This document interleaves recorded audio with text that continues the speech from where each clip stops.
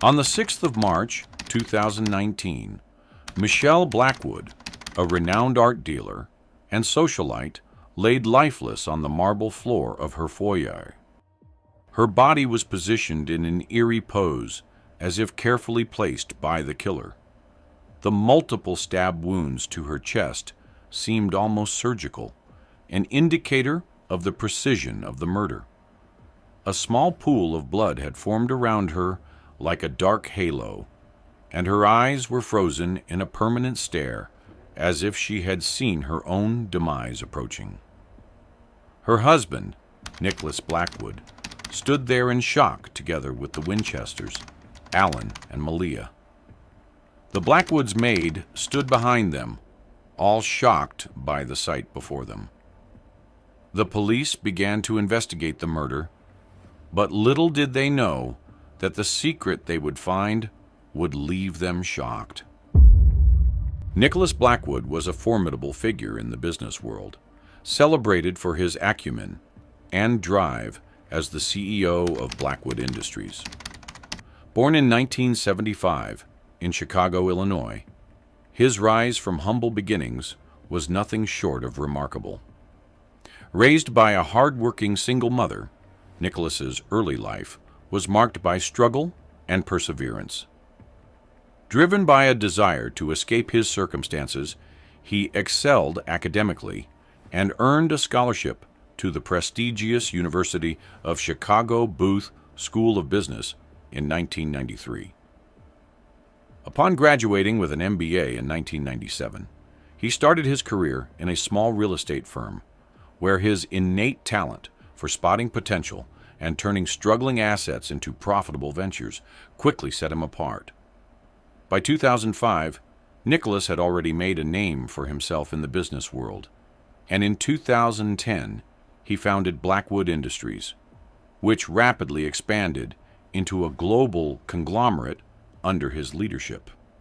His success was marked by his ability to navigate complex financial landscapes and his uncanny ability to predict market trends.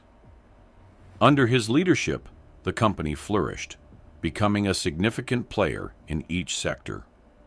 His reputation as a savvy businessman and a charismatic leader spread, earning him respect and influence across the corporate world. Nicholas's life seemed to epitomize success, from his thriving career to his opulent lifestyle, and he appeared to have it all. Michelle Blackwood, his wife, was a prominent figure in the art world. Known for her sophisticated taste and keen eye for emerging talent, Michelle had made a name for herself as a celebrated art dealer since opening her own gallery in 2008. Her presence at high-profile gallery events and charity galas, such as the 2012 Venice Biennale and the 2015 Met Gala, was always noted, and she had a reputation for bringing a touch of elegance to every occasion. Michelle's career and social standing complemented Nicholas's own, and together they formed a glamorous couple admired by their peers. They had married in 2007, and their union, which had spanned 12 years, appeared to be the epitome of success and stability. By 2019, Michelle's gallery had become a leading destination for contemporary art, solidifying her position as a respected figure in the art world. Nicholas and Michelle Blackwood first met Alan and Malia Winchester at a high-profile charity gala in Manhattan on November 10, 2012.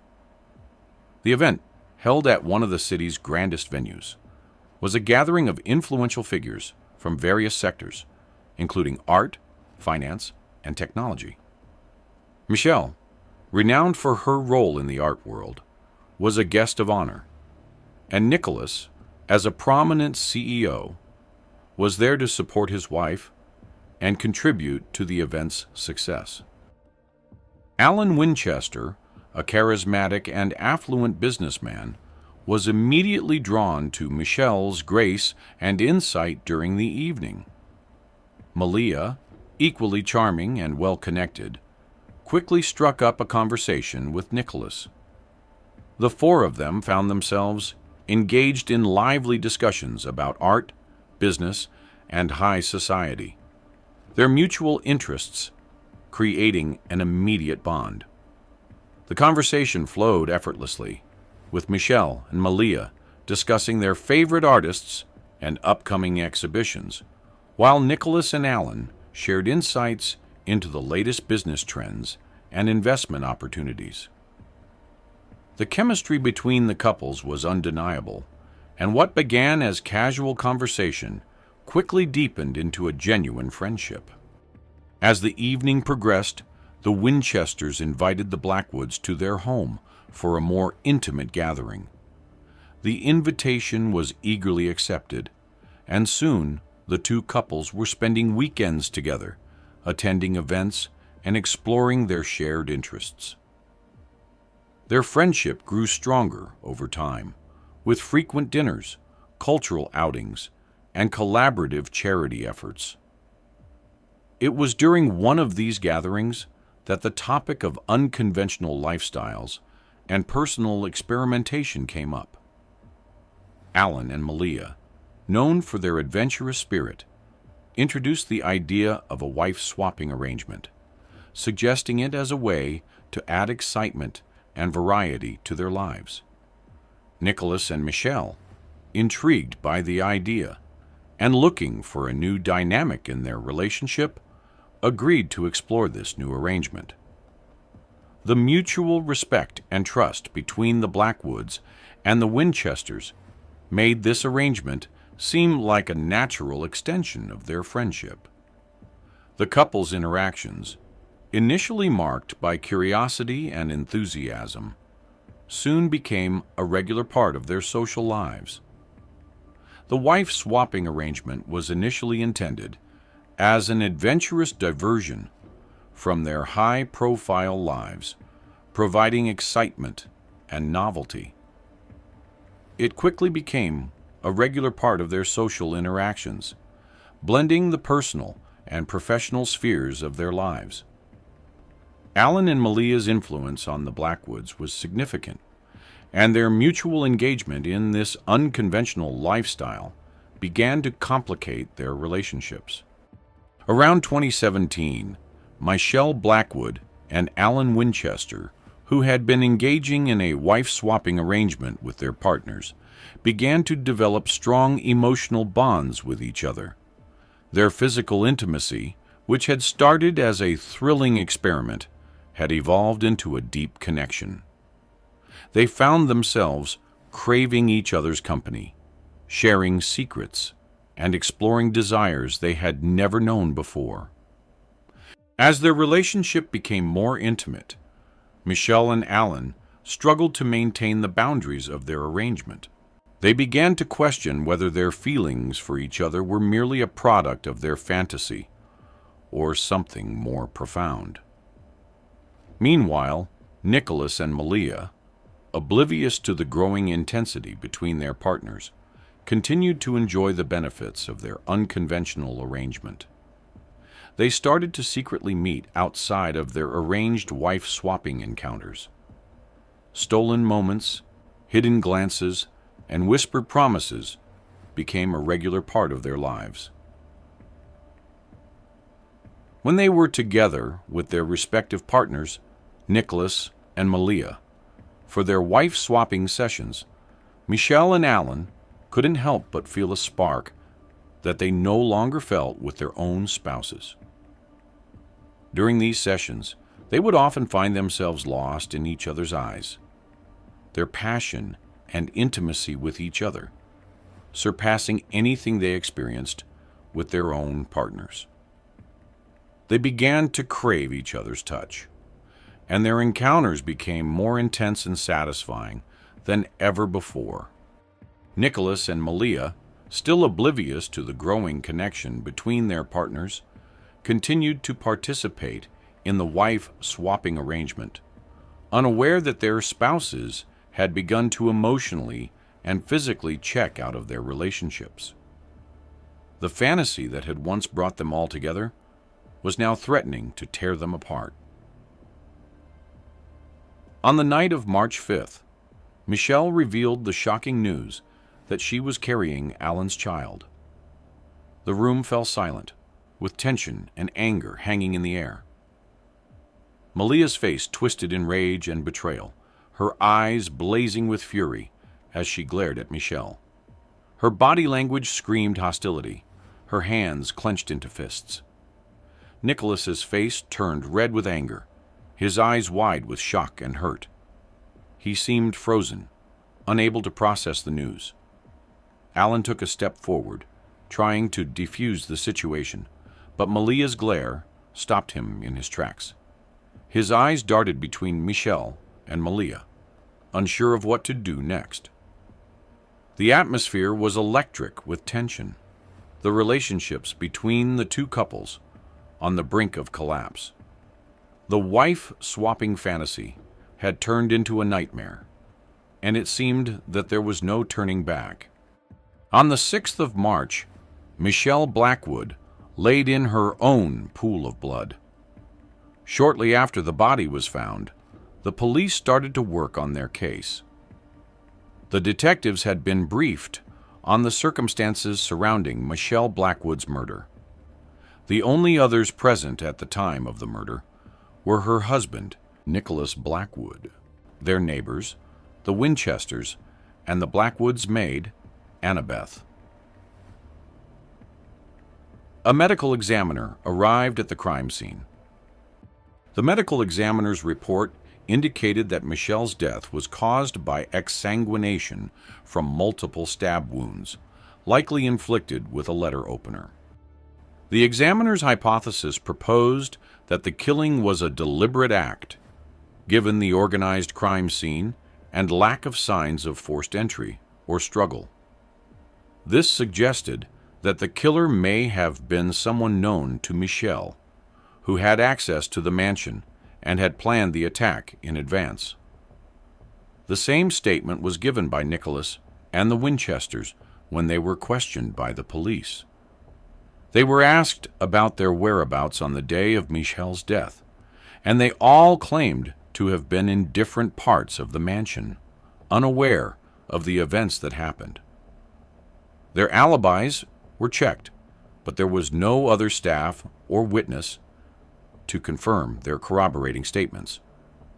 However, the police still suspected that one of them might be hiding something, and they continued to investigate further. The investigation was ongoing, and the police were following up on several leads. Meanwhile, the statements given by Nicholas and the Winchesters were being scrutinized for any inconsistencies or potential clues that might have been missed. They said that Annabeth, the maid, was the one who had screamed and alerted them to Michelle's lifeless body. They claimed that they had been summoned to the scene by Annabeth's frantic cries for help, and that they had been unaware of the events leading up to Michelle's death until that moment.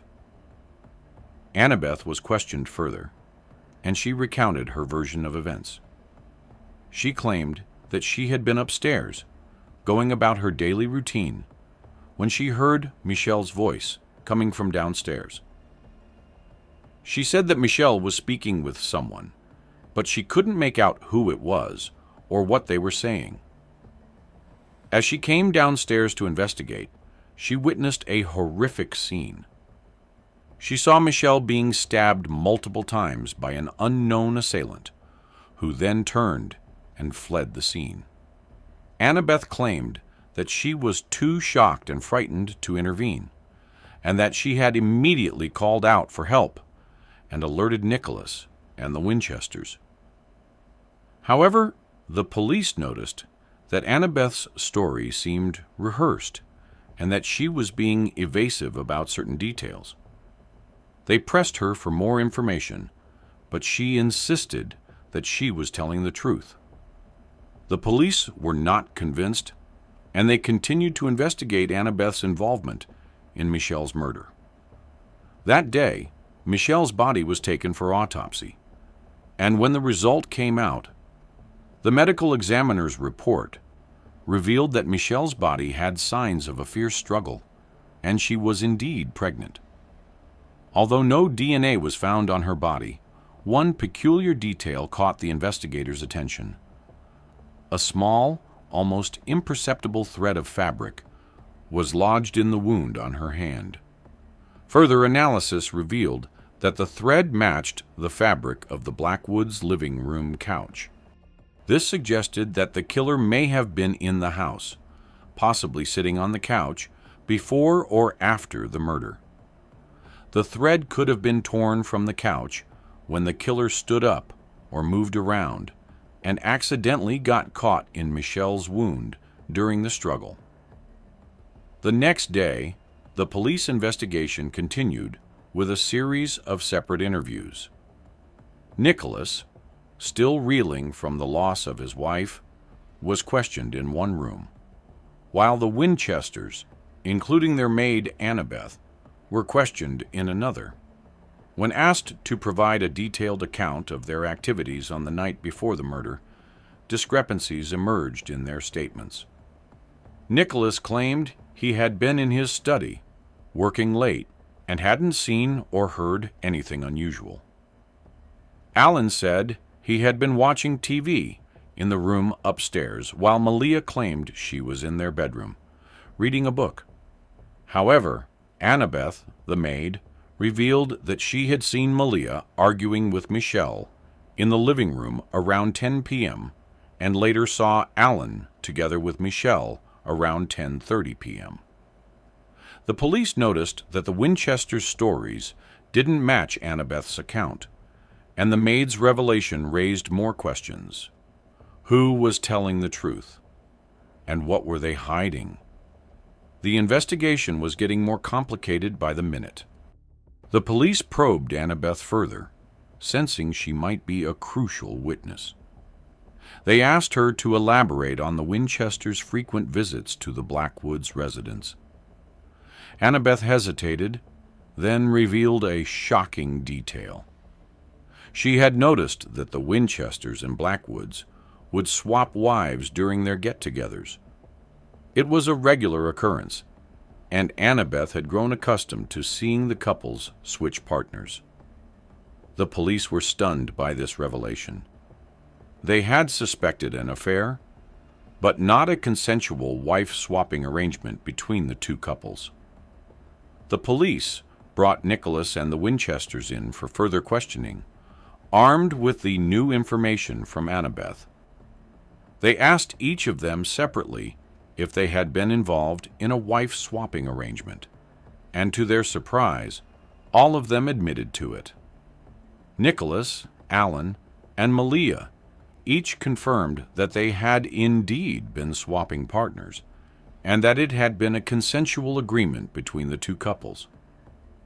They claimed it was just a harmless experiment, a way to spice up their marriages and explore new connections. As the investigation continued, the spotlight fell on Malia and Nicholas, who now emerged as prime suspects in Michelle's murder. The police had discovered a clear motive: the pregnancy. With Alan's earlier revelation that Michelle was pregnant with his child, the police now had a solid reason to believe that Malia, as Alan's wife, would have had a strong motive to kill Michelle. Jealousy, betrayal, and a desire to protect her marriage could have driven Malia to commit the crime. Similarly, Nicholas, as Michelle's husband, would have had a motive to kill his wife if he felt betrayed by her infidelity and pregnancy with another man's child. His earlier alibi of working in his study now seemed shaky, and the police wondered if he might have been more involved in the events of that fateful night than he initially let on. The police decided to bring Malia and Nicholas in for further questioning, this time with a focus on their potential motives and any evidence that might link them to the crime. The police obtained DNA samples from Malia and Nicholas, hoping to find a match with any evidence collected from Michelle's body. However, After conducting thorough tests, they found no traces of their DNA on Michelle's body or at the crime scene. With no physical evidence linking them to the crime, the police were forced to release Malia and Nicholas from detention. Despite their suspicious behavior and questionable alibis, the lack of concrete evidence meant the police had no grounds to hold them. Their lawyers had been arguing for their release, citing the absence of any tangible proof connecting them to Michelle's murder. The police had searched their belongings, phones, and computers, but found nothing incriminating. No DNA, no fingerprints, no suspicious transactions or communications. It was as if they had been careful to cover their tracks, or perhaps they were simply telling the truth about their innocence. As the police struggled to find any physical evidence, the pressure from the lawyers and the court mounted. The police knew they couldn't hold Malia and Nicholas indefinitely without charging them. Reluctantly, they made the decision to release them, hoping that further investigation would uncover new leads. Malia and Nicholas left the detention center, looking relieved, but still shaken by their ordeal. They maintained their innocence, claiming they had been wrongly accused and were grateful to be free once more. The police, however, remained skeptical, keeping them under surveillance as they continued their investigation. 2 days after releasing Malia and Nicholas, the police obtained a warrant to search the Blackwood residence. Meanwhile, Annabeth had been summoned the previous day for another round of questioning. During a routine questioning session, the police noticed a small cut on Annabeth's hand. They asked her about it, and she provided an explanation that raised suspicions. Her story seemed inconsistent and evasive, sparking the detective's interest. The cut on her hand looked too precise, too clean, to be from a broken glass. The police suspected a knife wound, and Annabeth's nervous behavior reinforced their doubts. The detectives decided to investigate further, obtaining a search warrant for the Blackwood residence. They arrived at the mansion armed with a team of forensic experts, state-of-the-art equipment, and a determination to find new evidence. The police had been granted a new search warrant, allowing them to scour the premises once again, this time with fresh eyes and advanced technology. As they stepped out of their vehicles, the team of forensic experts began to unload their gear, including specialized lights, cameras, and collection kits.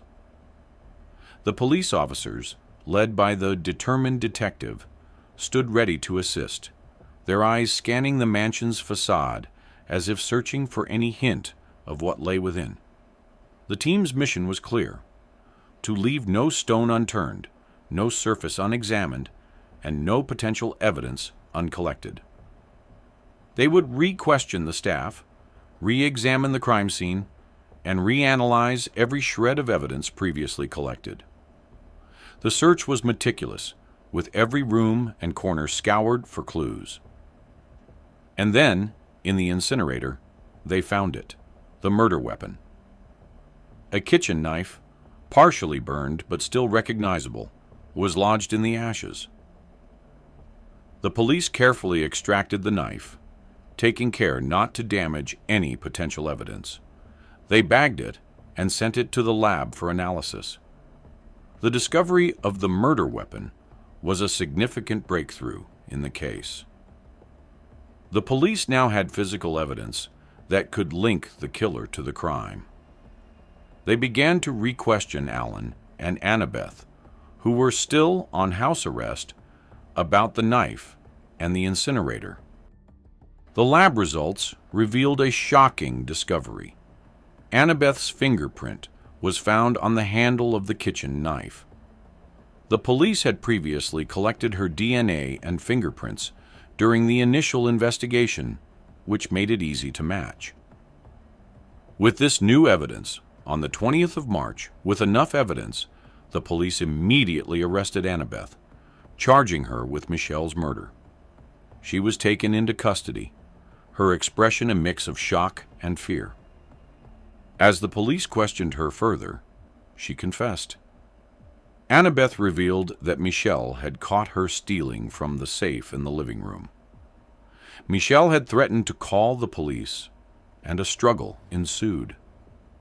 In a panic, Annabeth's hand instinctively reached for the kitchen knife she had tried using to open the safe. She stabbed Michelle in a moment of desperation, not intending to kill. The police listened intently as Annabeth's confession poured out, revealing the events that led to Michael's tragic death. The investigation had finally uncovered the truth behind the murder. Annabeth's actions, driven by fear and desperation, had led to a devastating outcome. The police took Annabeth into custody, charging her with Michelle's murder. The defense tried to argue that Annabeth had acted in self-defense, but the prosecution countered that the evidence showed a clear intention to kill. After deliberating for hours, the jury delivered a guilty verdict. The judge sentenced Annabeth to life in prison without the possibility of parole. As the sentence was read out, Annabeth's face crumpled, and she collapsed in her chair, overcome with grief and despair. The Blackwood family, who had been present throughout the trial, showed little emotion as the sentence was handed down. They had already lost Michelle, and now they saw justice served. As Annabeth was led away in handcuffs, she knew she would spend the rest of her life behind bars, haunted by the memory of the crime she had committed. The once quiet and unassuming maid had been revealed as a ruthless killer, and now she would pay the ultimate price.